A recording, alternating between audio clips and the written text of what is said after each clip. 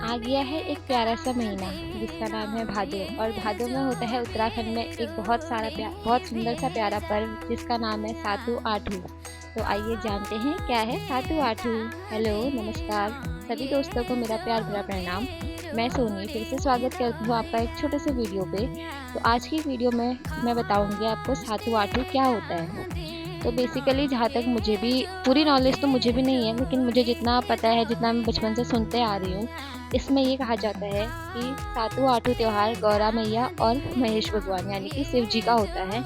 इसमें कई लोग मानते हैं कि गौरा मैया रूठ कर अपने मायके आती हैं और शिव जी उनको मनाने आते हैं। और कई लोग ये मानते हैं कि गौरा मैया अपने माता पिता, अपने भाई बहनों से मिलने के लिए अपने मायके आती है और शिव जी उन्हें लेने आते हैं।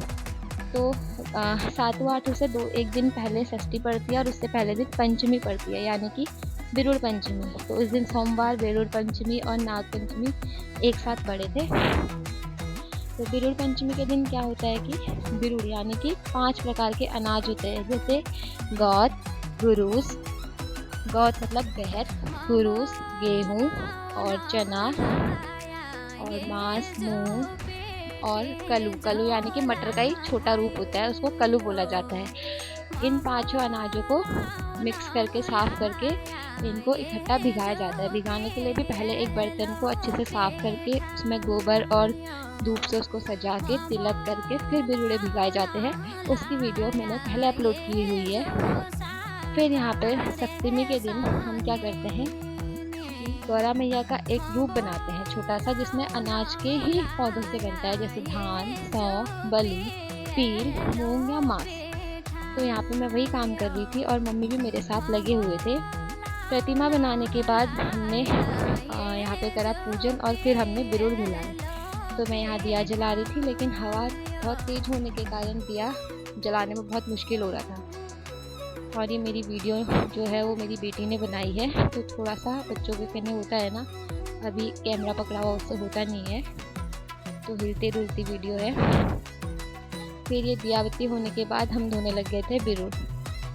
तो बिरुड़ बेसिकली हम नल पे धोते हैं। नल यानी कि बाहर, अंदर नहीं बाहर। जैसे गाँव घरों में तो ये होता है कि नौले में, धारे में जाके बिरुड़ धोए जाते हैं। अब यहाँ नौले धारे की व्यवस्था नहीं है, तो हम नल में धो रहे थे। फिर बिरुड़ धोने के बाद यहाँ पे देखो, जो फर्स्ट पानी जो हम भिगाया हुआ पानी होता है, उस पानी को हम रख देते हैं। उसको हम बेलों में, फसलों में डालते हैं। माना जाता है कि उससे बेल और फसल अच्छी फलती है।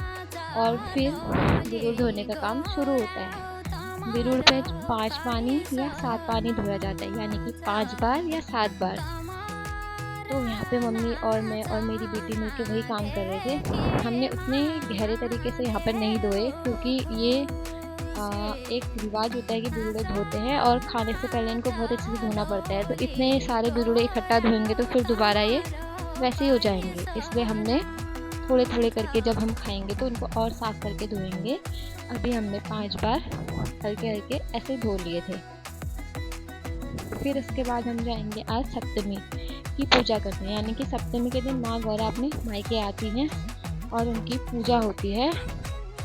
और अष्टमी के दिन आते हैं भोलेनाथ यानी कि महेश्वर भगवान, और अष्टमी के दिन उनकी दोबारा पूजा की जाती है, शादी की जाती है।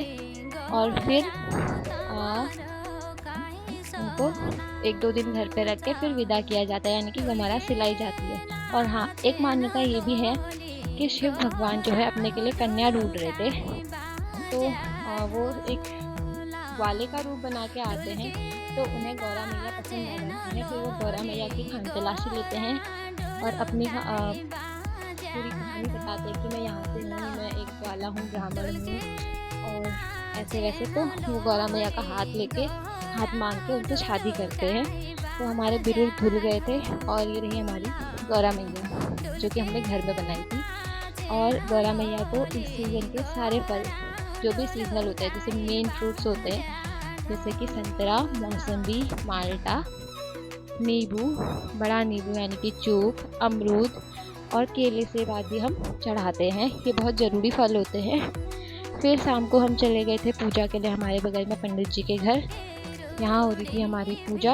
और इसके बाद मैं क्लिप ऐड करूँगी अष्टमी के दिन की, जिस दिन की महेश्वर और गौरा मैया चले गए थे दूसरे दिन पंडित जी लोगों के घर में फिर से पूजा करने के लिए। तो आज हो रही थी गौरा महेश्वर की शादी और पूजा। तो हम पूजा करने बैठे थे और ये रहे हमारे गौरा और महेश्वर। पूजा सारे जितने लोग थे सबकी पूजा होने के बाद वहाँ पे अटवार करने का काम चल रहा था। अटवार का मतलब होता है कि गौरा मैया की बचपन से लेके उनकी शादी होने तक की पूरी कथा पढ़ी जाती है। किस तरह वो पली बड़ी, किस तरह महेश्वर उनको लेने आए, कैसे महेश्वर ने उनको पसंद किया, ये सारी कथा पढ़ी जाती है, उनकी पूरी गाथा गाई जाती है। और उसके बाद इन्हीं बिरुड़ों का जो है बालक बनाया जाता है। बालक रूपी मान के लोग इनके साथ खेलते हैं, मतलब कि इनको चुप कराने का। जैसे हम बच्चों को देखते हैं ना, वैसे ही बच्चों को दुलारने का, प्यार करने का काम करते हैं। और एक गाना होता है हेलो री बाला हेलो री, तो ये वाला गाना मैं कभी आपको दोबारा गा के सुनाऊँगी। तो यहाँ पे यही चल रहा था। फिर उसके बाद हमारे गमारा दीदी और महेश्वर ना, क्योंकि अब हम गौरा मैया को दीदी का रूप मानते हैं, तो महेश्वर जी को हम जीजा जी का रूप मानते हैं। उनका डांस होता है, ये भी बहुत एक अच्छा लगता है देखने में, और मतलब बहुत इंटरेस्टिंग सा फेज होता है पूरी गमारा का। सब लोग अपने सर पे ऐसे पकड़ के डांस करते हैं, नाचबो खेलबो नौली गमारा है तेरो कैसो नाच, ये सॉन्ग होता है इसका। और फिर यहीं पे ये क्लिप ख़त्म होती है और फिर फल फटकने का काम होता है। तो फल मतलब जितने भी गमारा के साथ फल होते हैं उनको उछाला जाता है और लोगों को आशीष के रूप में मिलता है। तो थैंक यू, कीप वॉचिंग।